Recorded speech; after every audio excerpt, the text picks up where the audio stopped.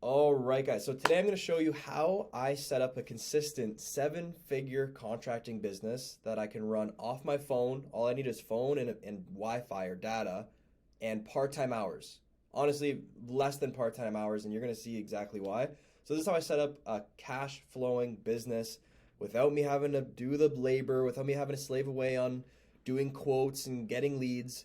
Everything's been systematized to a point where like last week, I traveled, took a week off work, I fished, had no cell service, and not only did my business survive, but I actually came back and we sold 60K, we produced 70K, the business grew while I was gone. Okay, I'm gonna get into exactly where I started, how you can do the exact same thing I did. I'm gonna show you how to do it. I'm gonna give you a bunch of free resources, and I'm just gonna explain my story.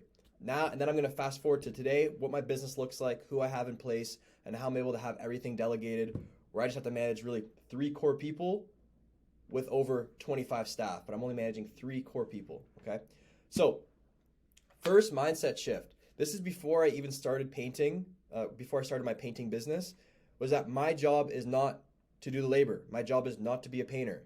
So you hearing this right now, if you haven't started your business or you're just starting, like I would cut out all the painting tips and tricks and trying to become the best painter yourself. You might think it's counterintuitive, but your job is not to paint. Your job is not to do the labor. Your job is to find skilled laborers and keep them busy. There's guys that have been doing this probably for longer than you, that are better than you already at it. Don't spend your time trying to perfect the craft of doing the labor. Spend your time perfecting the craft of running a business, keeping the laborers busy, and keeping clients satisfied. But first, before we even dive into that, you might be asking, who is this guy? Why should I be listening to him? He looks young. He doesn't look like a painter, because I'm not.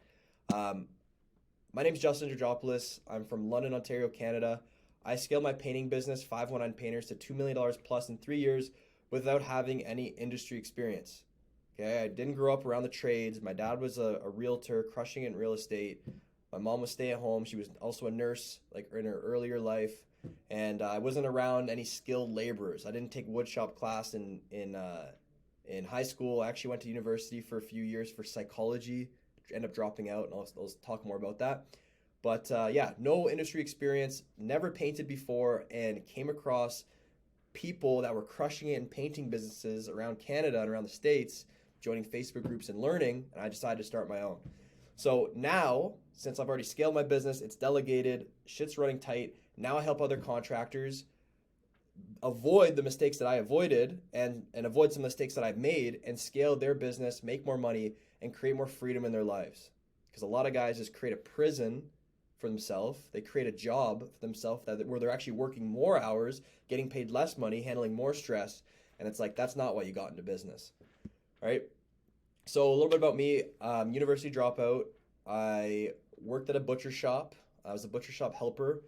This is me on the left here, and although that picture looks kind of nice, it's like, oh, he was, cutting nice meat.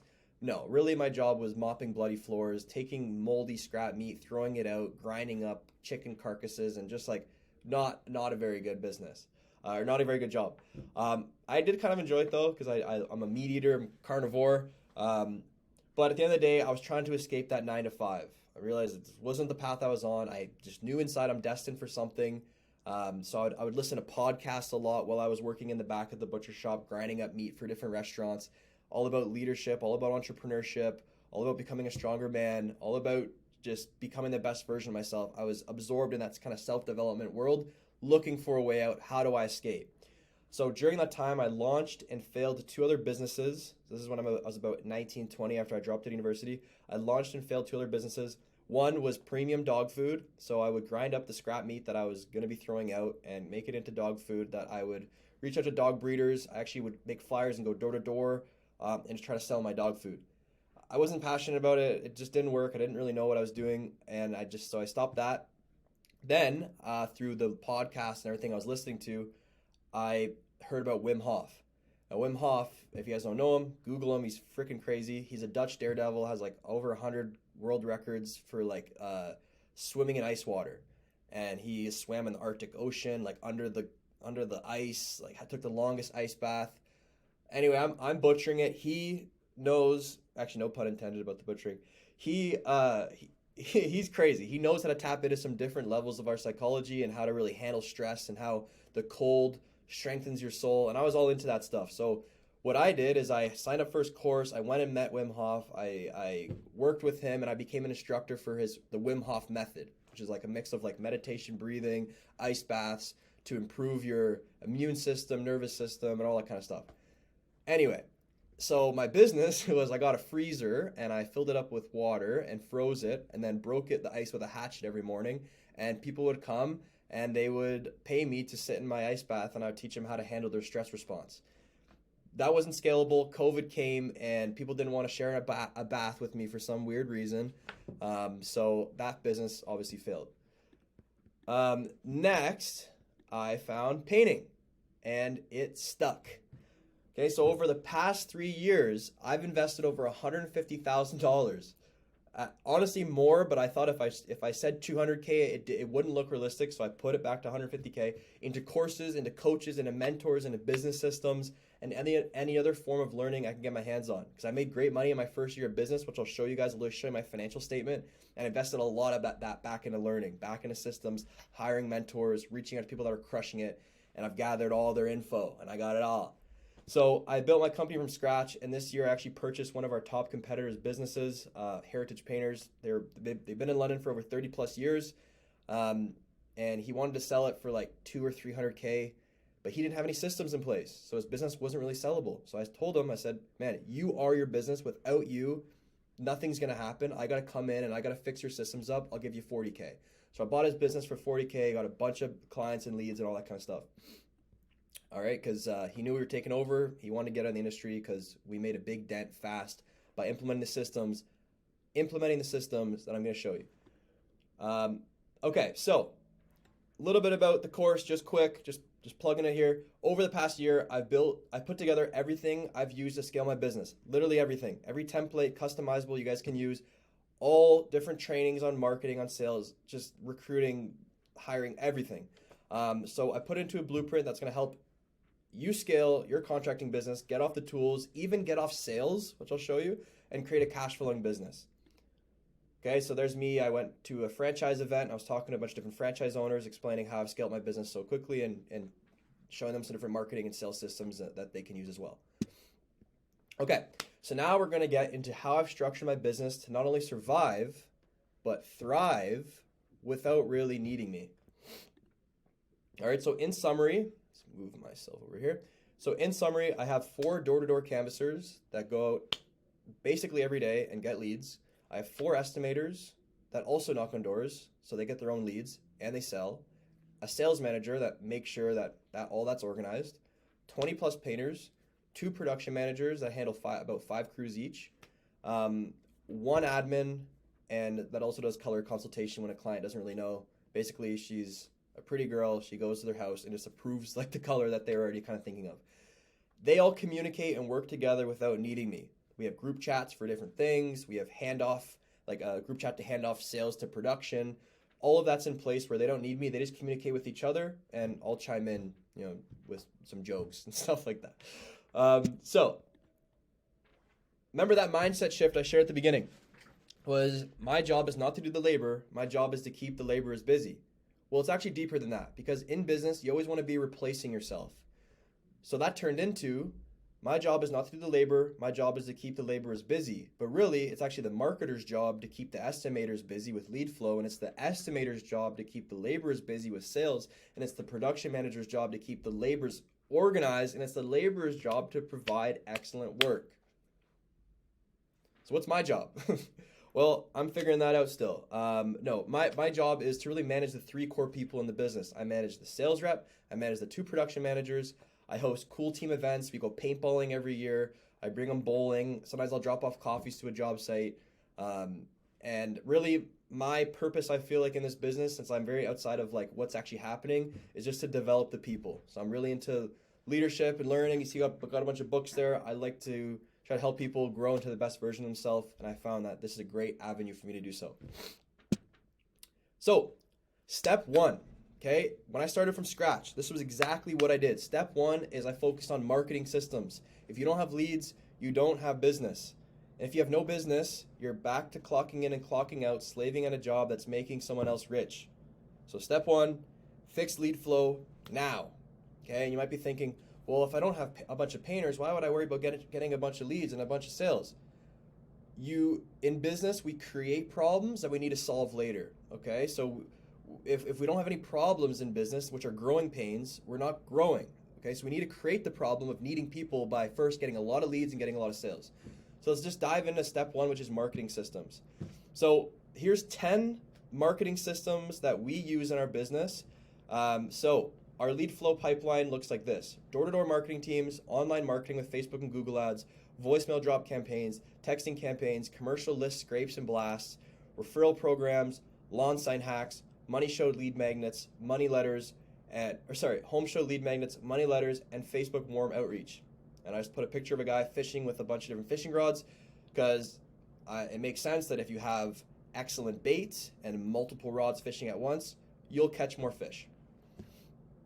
Okay, so if I had to pick one, and for an actionable step, I want to give you guys actionable steps to take, not just like, wow, he's doing all this stuff, it's so overwhelming. No, if I was starting from scratch right now, if I had to pick one marketing method and I didn't have a lot of money to start, like I started with like $1,000 in my bank account. I was working in a butcher shop, guys. I didn't have all this money.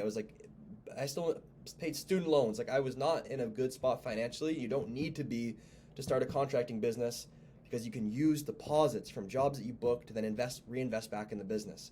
I'll explain more about that. But if I had to pick one, it would be door-to-door marketing. So my first year in business, I did $455,000 in sales with this method alone. Just with door-to-door marketing, no Facebook ads, no Google ads, none of the other shit, no home shows because it was COVID. I did $455K in door-to-door alone. I barely had any startup capital, so I knocked by myself until I had enough deposits to pay others to come join me. So here is the financial cover sheet here. As you can see, total net sales, 455, and then gross profit. Actually, the profit was a little bit low in the first year just because I was still learning the ropes, but it was 160K.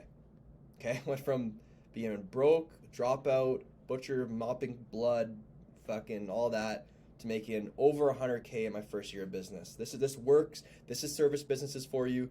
The profit comes quick. There's not a lot of startup expenses. You start going. So I actually recently gave away free access to my door-to-door masterclass, which I put a lot of work into. So I just gave it for free. So you can immediately get started with this today. Absolutely free. It works. You're gonna be happy I did it. And sometimes at least when I think of free stuff, I don't take it. Maybe I take it for granted. But like you could pay a lot of money for this. So check all the different modules here for door-to-door. You got door-to-door marketers. Put them through this. You're going to get a bunch of PDFs, scripts, a calculator that reverse engineers your goal and tells you exactly how many hours you need to knock on doors a week, so you can be very smart with your goals. All right.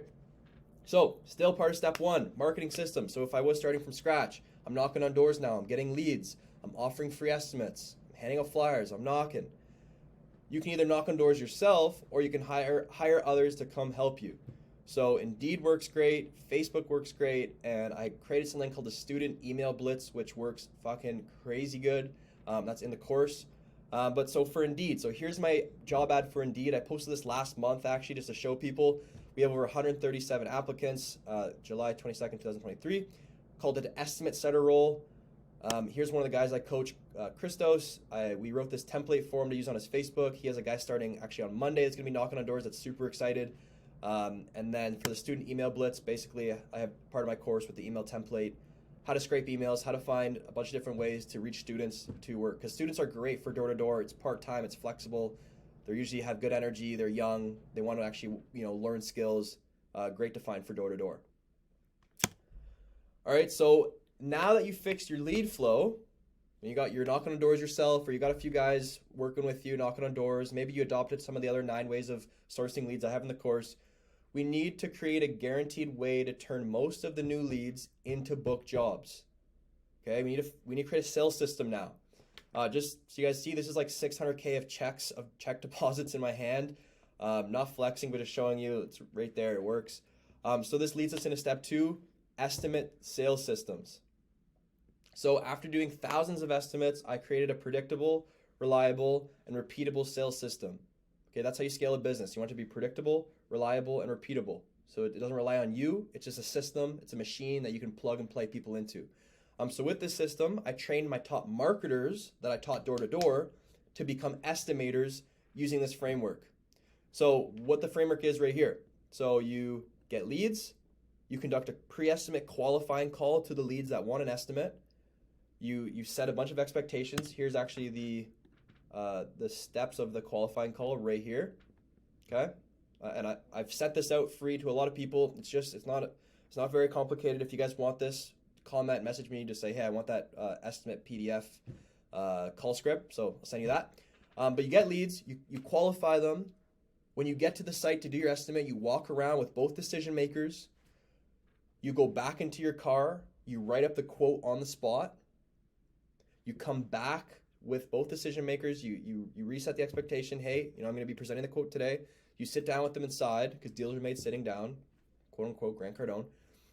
And you go through your client manual, which has a bunch about your company. It's like your money book. You go through your client manual, before and after photos. If you're just starting, you have character reference letters. You can always make it look good, even if you're just starting. And you present your quote to both decision makers, and you handle objections, and you close the sale. Okay, that is the sales process. So we don't email quotes. We present quotes on the same day. If they're not ready to make a decision, we reset and we come back another time, maybe after they get some other quotes and they're ready to make a decision. We always make decisions in person with our clients. All right. So this is actually exactly how I sold in my first year. So in my first year, when I solo sold $455,000, which is what I showed you guys before, I would knock on doors Monday to Friday, 3 to 4 hours a day. So anytime after 4 p.m., so more people were home from work, more homeowners were home from work. I would knock on doors. I would never miss a day. Even if I was sick, I would never miss a day. Monday to Friday, never miss a day. And what I would do is I would get leads during the week, and then I would stack up estimates on the weekend. So for example, I love, even though this doesn't maybe look very organized, I just like doing things where I can see it. So I have a whiteboard. Once I'm making my qualifying calls, I have my times from 8 a.m. to 8 p.m. Okay, we're cracking estimates. You don't have to do it to this extent. I'm kind of obsessive when I get into something, so I really wanted to maximize my time. Even if you did 8 p.m., 8 a.m. to 4 p.m., yes, you're giving up your weekends. Oh no, at least you're not giving up your life working a 9 to 5 and never being able to escape. I record all my calls, so when I drive to their quote, I would re-listen to the call to really learn, okay, what exactly did they want? What was some of their key ways to make a decision for a contractor? What were some key things they're looking for? And then I'm just fresh for the quote, and I'm just on it, sharp as a tack. Okay, that's how I would set up estimates every weekend, just cranking estimates, and then knocking during the week. All right, so now I have 4 key estimators who I first trained on door-to-door, then trained on estimating, okay, that have sales goals ranging from $300K to $600K in annual sales. Might sound nuts, but it's really not that crazy, especially when your average job size is $4,000 or $5,000, or if you're doing roofs and your average job size is $15,000 or $30,000. $300K isn't that much. Okay, $600K isn't that much, especially if all they're doing is knocking on doors and doing quotes. They don't have to worry about production. They don't have to worry about recruiting. They don't have to worry about WSIB, any of that stuff. They don't got to worry about it. All they got to do is knock, call, and quote. So I got 4 estimators that have these as their goals, which is, if you add it up, it makes sense. By 2 million is very possible. My top sales rep from last year, he was promoted to sales manager. So he got a bit of a higher commission. Any Facebook or Google or hot leads I get, he gets VIP, first access, first pick of the litter to the hot leads. He handles CRM cleanup, making sure everything is organized on our CRM. He manages the handoff from the estimators to the production team, so I don't have to be involved with what color did Sally want, what Sally has to talk to this, and all the stuff that comes with scaling. There's a lot of little problems, so he handles all those. So handoff from estimators to production team. He organizes door to door, making sure everyone's going out, and he conducts weekly marketing and sales team meetings. So I'm fully stepped out of sales. Mark is handling it. Mark's crushing it. Mark's happy. We're building this for life because he's making good money. In his first year selling with us, you're not going to believe what he made. He made $120K. He was also helping with some production management, and we'll get into compensation structures. He went from making $40K at a factory where he was making chemicals and cleaning products to making $120K in his first year working with me in our second year of business. Okay. So our sales team sells roughly 60 to 80K per week without my involvement. So 4 estimators do roughly 20K a week. Okay. I recently took a week off, like I said before. where I went fishing. I had no cell service. I just was alone in the woods and just taking some time to reflect and kind of reevaluate where I want to go in terms of business. And I came back and the business sold 60K and produced 70K in that week I was gone because of systems. So step 3, so you're crushing leads, you got lead flow coming in, sales are delegated, or you're crushing sales. Let's say you don't have to delegate sales right away. Like you're getting used to sales, you're getting more sales now. So you got these clients. Now we get into recruiting for production. And to be clear, I'm not saying get a bunch of clients and then start recruiting. While you're marketing, while you're selling, you're setting up job ads before. So when I coach guys, like we start setting up their marketing pipeline, we start coaching them on sales. We also set up a recruiting pipeline in the back. So once they get enough jobs, they start onboarding and hiring new painters or new laborers. Okay, so while you're marketing and selling, we're following the ABH principle, which is always be hiring. So we set up job ads well before we ever need anyone to screen and secure the best people. We hire slow and fire fast using our 4-step recruiting process. An Indeed ad I have a few ads up. One is for a senior painter where I find experienced guys that can come in and just really pick up quickly. And then I have another ad just for painters in general. As you can see, 601 people to choose from. It's very easy to find A+ studs when you filter them properly with a screening call, then an interview, an onboarding process, and a probation. Okay, that's the 4 steps. So if hiring correctly, you will find people who want more responsibility. So I set the expectation with all my painters that they will, 1, carry their own materials, pick up paint in the morning, interact with clients, and collect final payments. Because if I set all that expectation up front and you're paid, $22 an hour, I can ask the world from them without them thinking they need a raise. But if I just said, oh, you're going to paint houses, and then a week later I'm like, oh, can you pick up paint? Oh, can you also talk with a client? Oh, can you also go to the warehouse and grab your materials? They'd be like, I want a raise, bro. You're giving me all this extra responsibility. So give as much responsibility up front when you onboard them. So they're like, okay, cool. Like that's just what I do. All right. And this makes your job a lot easier. And it makes your manager's job easier as well when you do onboard a production manager. So you're going to have crews of 2. At least that's what I had. I have crews of 2. Find it works the best. One really skilled guy, maybe one newer guy. So instead of trying to manage 2 people, you're really just managing the crew leader, which is easier. So I was able to manage 4 crews alone of 2 without any production manager. Okay, so 4 crews, which is really, it's obviously 8 people, but really it's 4 people because I'm just managing the crew leaders, making sure they're good. Once I had 5 crews out, so 10 people or 5 people to manage, I promoted the best communicator. Okay, not the best painter, but the best communicator to production manager. Because the production manager is really just your eyes, your ears on sites, and communicating back if there's any problems. Okay, there's babysitters that go and address things, bring materials, make sure things are efficient, clients are happy, little problems are handled. So valuable to have one of those. So I promoted the best communicator to a production manager. Now this was my first year, and I didn't have the systems in place to really find the best guy. So I promoted a guy that seemed like he was great, but was kind of a con artist. He actually ended up sleeping with some of the girl painters, and I had to fire him. And take back over production, and it was a big problem. I had my van stolen later that week. It was just a huge problem in the business. So I got my Honda Civic with one little roof rack carrying a 40-foot basically through my sunroof. Yeah, that's business when you scale without systems, and I learned from all my mistakes. So now I have a very clear production manager role and responsibilities guideline. So role and responsibilities, tons of stuff I asked from them.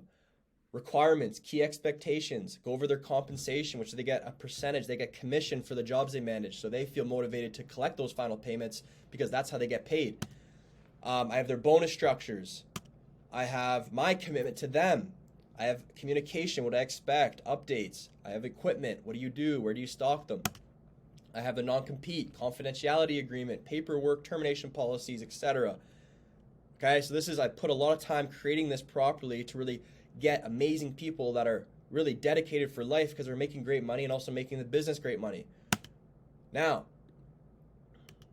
bonus. So for watching this far, you get this production manager contract for free. Oops. So message me or comment below to receive your bonus. All right, so freedom through systems. So that's step 4. Final step is freedom through systems. So if done correctly so far, you have consistent lead flow from your door-to-door and your marketing team and potentially the other marketing avenues we discussed. You have exceptional sales reps, or you're just exceptional at selling by qualifying your clients, presenting that day, handling objections. You have a steady supply of workers because you're following the ABH principle. You're always hiring. You got people there. You're screening them out. You're qualifying them. You're onboarding them. You have a probation. You're hiring slow and you're firing fast. You have core managers that keep things under control. So you don't have to manage 20 people. You manage 2 people who manage a few people who manage, it's kind of like a pyramid structure, which, people, their feathers get ruffled when I say pyramid, but it is kind of how it works. Like someone's got to be on top and call the shots. So you have core managers to keep things under control. And finally, you have a cash flowing business that creates freedom in your life to do as you please. All right, so this is how I set up a consistent 7-figure contracting business that I can run off my phone and with really 10 hours a week, sometimes less, sometimes no hours a week, sometimes 30 if I want to just visit job sites and host team events and do different things. But at least I have the choice of how much I want to work. Finally, last slide, if you're a contractor doing over 100K a year and you want to 2X, 3X, or grow your business to $1 million plus, shoot me a message to see if you qualify for a 16-week launch program. This isn't some gimmick of like trying to create scarcity of like see if you qualify. We only take 1 contractor per trade per city. So I have a painter in Miami. If you're a painter in Miami and you're watching this, don't message me because I don't want your business right now because I'm working with this guy. We're scaling his business. Sorry you're late. Okay, so if you guys are interested, you want to grow your business, you want to get access to the course, or maybe you're under 100K right now, I still will work with you if you have certain mindset principles intact, but a lot of the free stuff will help you get to 100K, and then we can work together. So shoot me a message, see if you qualify. We'll have a quick 15-minute call. I'm going to ask you a bunch of questions. All right, thanks for watching. Take care.